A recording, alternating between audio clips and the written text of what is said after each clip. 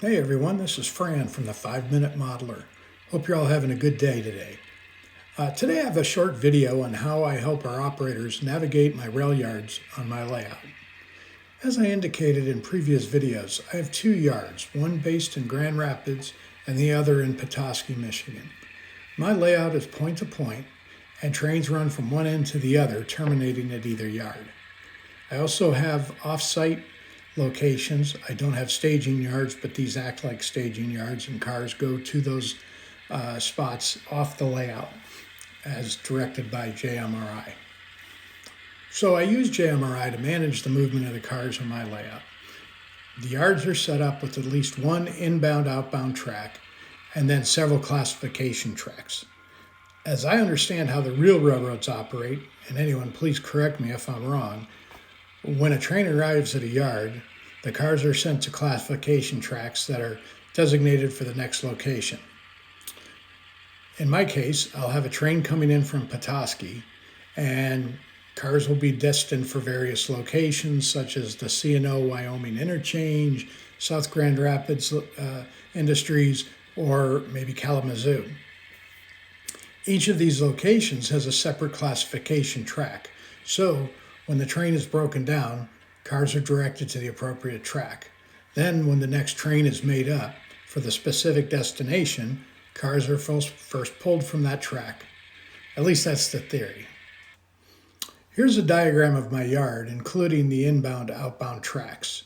Trains coming in from Petoskey will come into one of the inbound tracks, and once the engine is uncoupled, the yard switcher will make its way to the train and start sorting cars through the classification tracks.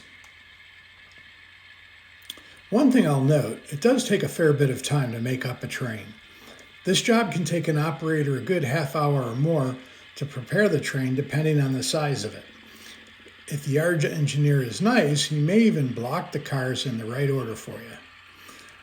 I find that 6 classification tracks are plenty for storing cars and still allowing the ability to move cars in and out. Each classification track is about 6 feet long, which equates to about 18 cars on each track, or over 100 cars in the yard. I know a lot of people store all their cars in the yards, and they look very cool and all, but the purpose of my railroad is to move freight, and cars that sit in the yard with no purpose don't make the railroad any money. For the operators on my layout, they need to know the designation for each track. Even I, who built this, can forget which track is designated for which area. So to clear this up, I created some simple labels using PowerPoint to identify each of these locations.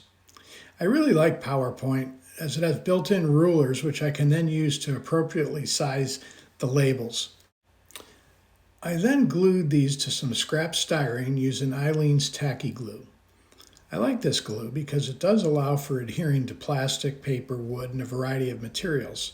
Our railroads generally aren't permanent, and most won't be removed, so these don't need to be so secure that you need a crowbar to remove them. Once the glue was dry, I cut these out using a sharp X-Acto knife. My yard is already ballasted, and unlike most people who use a 50-50 glue water mix to secure the ballast, I use a more diluted version. This makes it easier to rip up track should I rearrange it or need to make adjustments. It still is secure, but easy to remove should I need to. In this case, I located space for each of the signs, cleared away the ballast, and then added a drop of tacky glue and pressed the label into the base. I brushed any loose ballast up around the sign, and glue that squished out when I put the sign in place merely helps to secure the loose ballast. Here's how it looks after I added all of the signs. I did leave them flat to the track as I didn't want them to be obtrusive. Others may make them signs that are vertical. I could have used a gray background to further blend them in, but I chose not to. Now, operators are able to easily identify the appropriate tracks for dropping and picking up cars on their train orders. Well, that's it for another episode of the 5-Minute Modeler. I hope you found this interesting and useful. Thanks for watching, and have a great week.